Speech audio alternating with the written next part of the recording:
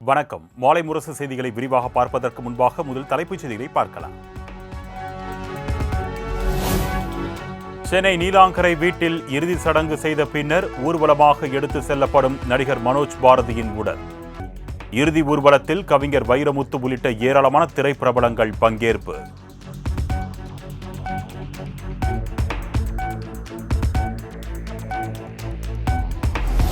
மறைந்த நடிகர் மனோஜ் உடலுக்கு முதலமைச்சர் மு.க. ஸ்டாலின் நேரில் அஞ்சலி. துணை முதலமைச்சர் உதயநிதி, அமைச்சர் மா. சுப்பிரமணியன் ஆகியோரும் மரியாதை.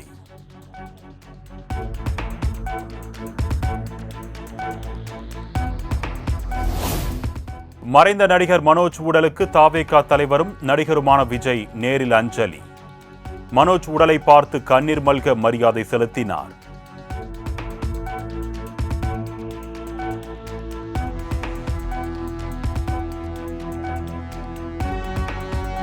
கூட்டணி குறித்து பேசவில்லை, முழுக்க மக்கள் பிரச்சினை குறித்து மட்டுமே பேசினோம். டெல்லியில் மத்திய உள்துறை அமைச்சர் அமித்ஷாவுடனான சந்திப்பு குறித்து எடப்பாடி பழனிசாமி விளக்கம். அனைத்து இந்திய அண்ணா திராவிட முன்னேற்ற கழகத்தை பொறுத்த வரைக்கும் முழுக்க மக்களுடைய பிரச்சனை பேசுவதற்கு தான் நாங்கள் அவரை சந்திச்சு பேசியிருக்கோம். அது மட்டும் இல்ல, ஏற்கனவே அனைத்து இந்திய அண்ணா திராவிட முன்னேற்ற நாடாளுமன்ற கட்சி அலுவலகத்தில் வீடியோ கான்ஃபரன்ஸ் திறந்து வச்சோம். அதை நேரடியாக பார்வையிட்டு அதுக்கு பிறகு நேரம் எங்களுக்கு கேட்டிருந்தா வாய்ப்பு இருந்தால் பார்க்கலான்னு வாய்ப்பு கொடுத்தாங்க. மக்களுடைய பேசுறதுக்கு வாய்ப்பு கொடுத்தாங்க. இதையெல்லாம் விளக்கமாக எடுத்து பேசணும். கிட்டத்தட்ட 40 நிமிஷம் சொன்னீங்க, 40 நிமிஷம் 45 நிமிஷம் ஒவ்வொரு திட்டத்தையும் எடுத்து சொன்னோம்.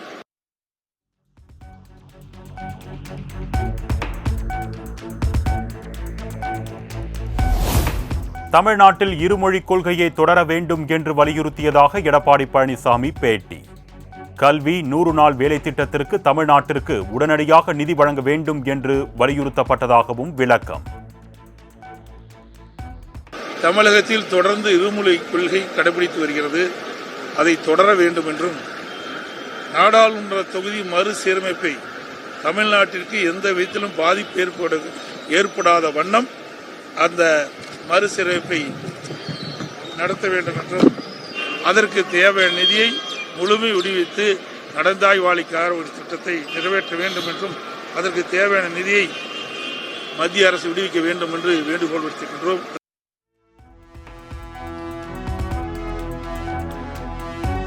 கூட்டணி என்பது வேறு, கொள்கை என்பது வேறு.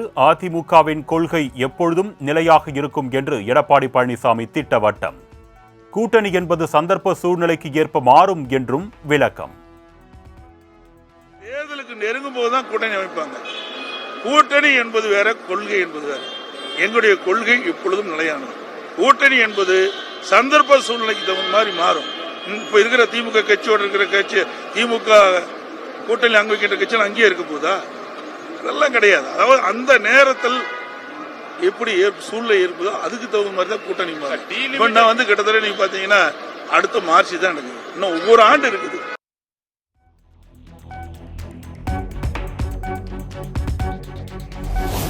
திமுகவை வீழ்த்துவது ஒன்றுதான் அதிமுகவின் இலக்கு. தமிழக பிரச்சனைகள் குறித்து அமித்ஷாவிடம் கோரிக்கை மனு அளித்ததாகவும் டெல்லியில் இருந்து சென்னை திரும்பிய எடப்பாடி பழனிசாமி பேட்டி. அண்ணா திமுக பொறுத்த வரைக்கும் திமுகவை வீழ்த்த வேண்டும், அதுதான் எங்களுக்கு ஒரே குறிக்கோள்.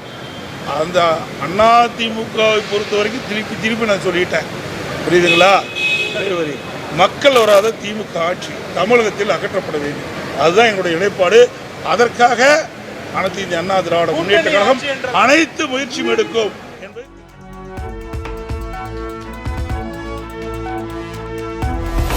அரசியல் சூழ்நிலைக்கு ஏற்றவாறு கூட்டணி அமைக்கப்படும்.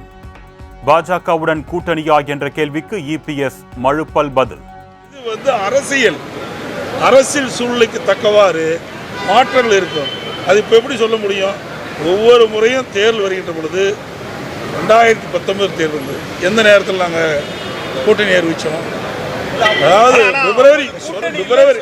பிப்ரவரி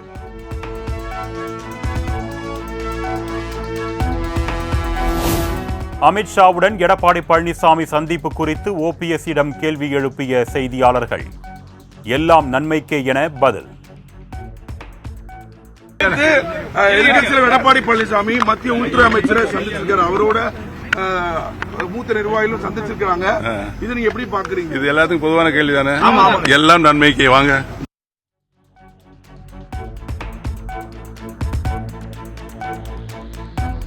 அதிமுக என்ற கட்சியே கணக்கு கேட்டதால் ஆரம்பிக்கப்பட்டதுதான் என்று சட்டப்பேரவையில் கடம்பூர் ராஜு பேச்சு.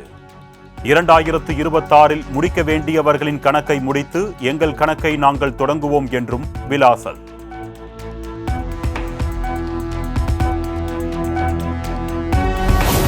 கணக்கு கேட்டு ஆரம்பித்த கட்சியான அதிமுக தற்பொழுது தப்பு கணக்கு போடுகிறது. தாய் திட்டத்தை கைவிட்டதன் மூலம் தாயையே மறந்துவிட்டதாக சட்டப்பேரவையில் நிதியமைச்சர் தங்கம் தென்னரசு பேச்சு.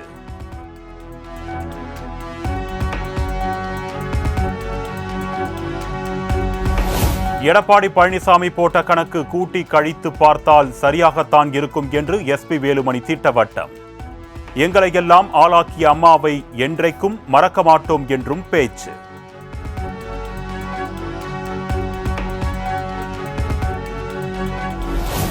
நூறு நாள் வேலை திட்டத்தில் 2024-2025 நிதியாண்டில் மார்ச் 12ஆம் தேதி வரை 3796 கோடி ரூபாய் நிலுவை. சட்டப்பேரவையில் ஊரக வளர்ச்சித்துறை கொள்கை விளக்க குறிப்பில் தகவல்.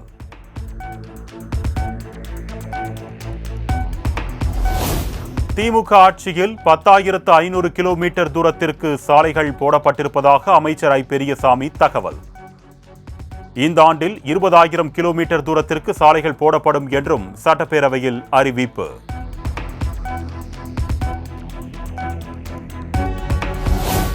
ஊரக பகுதிகளில் 500 முழு நேர நியாய விலைக் கடைகள் கட்டப்படும். 500 அங்கன்வாடி மையங்களுக்கு புதிய கட்டடங்கள் கட்டப்படும் என்றும் சட்டப்பேரவையில் ஊரக வளர்ச்சித்துறை அறிவிப்பு.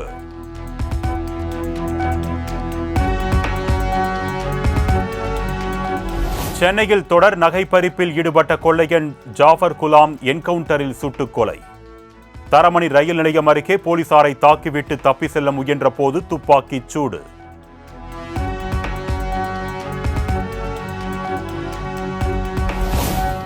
சென்னையில் நேற்று நடைபெற்ற நகை பறிப்பு சம்பவங்களில் மூளையாக செயல்பட்டவன் ஜாஃபர் குலாம். கொள்ளையன் ஜாஃபர் மீது 50க்கும் மேற்பட்ட கொள்ளை வழக்குகள் நிலுவையில் உள்ளதாக போலீசார் தகவல்.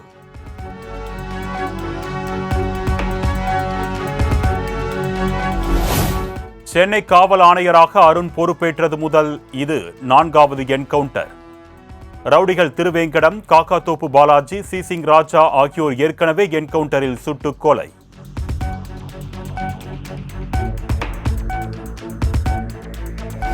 சென்னையில் செயின் பறிப்பில் ஈடுபட்ட கொள்ளையன் என்கவுண்டர் செய்யப்பட்டது ஏன்? சென்னை மாநகர காவல் ஆணையர் அருண் விளக்கம். டிவி கேமரா வச்சு தான் இவங்களோட ஐடென்டிட்டியில் நிறைய இது பண்ணோம். இதில் கண்டுபிடிச்சு அதை வச்சு தான் பிடிச்சோம். அவன் வந்து எடுத்து சுடுறான், 2 ரவுண்டு சுடுறான். அது போலீஸ் மேலே படாமல் போலீஸோட வாகனம் பொலிர வாகனத்தில் படுது.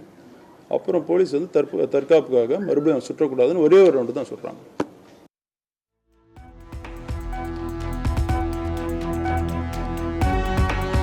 குற்றம் நடந்த 3 மணி நேரத்தில் கொள்ளையர்கள் சுற்றி வளைத்து கைது செய்த போலீசார். மும்பையைச் சேர்ந்த 3 பேரும் ஈரானி கொள்ளையர்கள் என்று சென்னை காவல் ஆணையர் அருண் விளக்கம். இந்த கேஸுக்கு சவுத் ஜோனில் வந்து ஒரு 4 டீம் போட்டாங்க. மெயினாக ஸ்பெஷல் டீம் போட்டாங்க. அதான் குற்றம் நடந்ததான் 2-3 மணி நேரத்தில் பிடிச்சிட்டாங்க. அவங்க எல்லாருமே வேலை பார்த்தாங்க. ஏர்போர்ட் இன்ஸ்பெக்டர் அதான் வர சொல்லியிருந்தோம். அவர் மெயின் ரோலு. இன்ஸ்பெக்டர் பாண்டியன்றவர் நல்ல ஒர்க் பண்ணி சிஎஸ்எஃப் ஏர்லைனர்ஸ் எல்லாரும் கூட இது பண்ணி, ஏன்னா உள்ளாரப்போ அந்த அக்யூஸ்ட் நம்ம எடுக்கும்போது கூட இருக்கக்கூடிய பேசஞ்சர்ஸுமே கொஷின் பண்ணுவாங்க இல்லையா, அப்போ அவங்களுக்கு எக்ஸ்பிளைன் பண்ண வேண்டியது இருந்தது. பண்ணி நம்மகிட்ட இருக்கக்கூடிய எவிடன்ஸ்லாம் காமிக்கும் போது எல்லாமே நமக்கு சப்போர்ட் பண்ணி அவனை டீபோர்ட் பண்ணுறதுக்கு ஹெல்ப் பண்ணாங்க.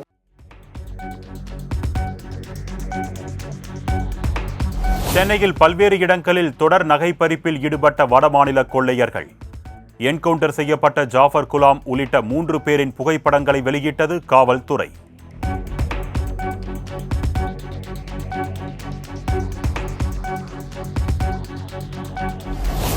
தமிழக அரசு ஊழியர்களுக்கான வரும் மாதம் சம்பளம் ஏப்ரல் 2ஆம் தேதி வழங்கப்படும். வருடாந்திர கணக்கு முடிவு காணப்படும் ஏப்ரல் 1ஆம் தேதி வங்கிகளுக்கு விடுமுறை என்பதால் தமிழக அரசு அறிவிப்பு.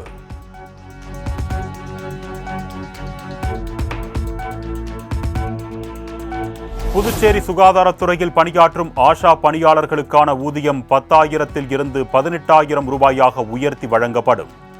சட்டப்பேரவையில் முதலமைச்சர் ரெங்கசாமி அறிவிப்பு.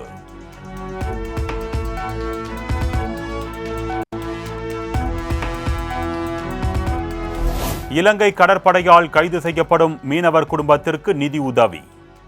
நாள் ஒன்றுக்கு 500 ரூபாய் வழங்கப்படும் என்று புதுச்சேரி மீன்வளத்துறை அமைச்சர் லட்சுமி நாராயணன் அறிவிப்பு.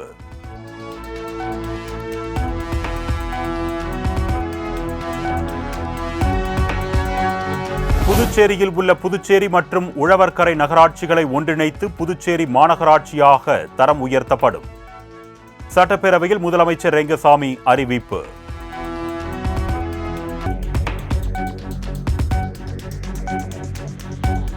ஜெயலலிதாவின் பாதுகாப்பு அதிகாரியாக இருந்தவரை சட்டம் ஒழுங்கு பிரிவுக்கு இடமாற்றம் செய்த உத்தரவை ரத்து செய்தது செல்லும். தனி நீதிபதியின் உத்தரவை உறுதி செய்து சென்னை உயர்நீதிமன்ற 2 நீதிபதிகள் கொண்ட அமர்வு தீர்ப்பு.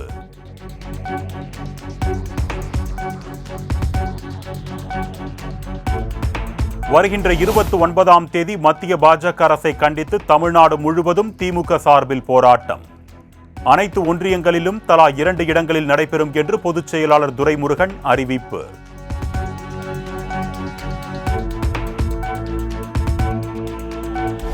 வரும் ஏப்ரல் 6ஆம் தேதி பாம்பன் பாலத்தை திறந்து வைக்கிறார் பிரதமர் நரேந்திர மோடி. ராமேஸ்வரத்தில் தெற்கு ரயில்வே பொது மேலாளர் RN சிங் பேட்டி.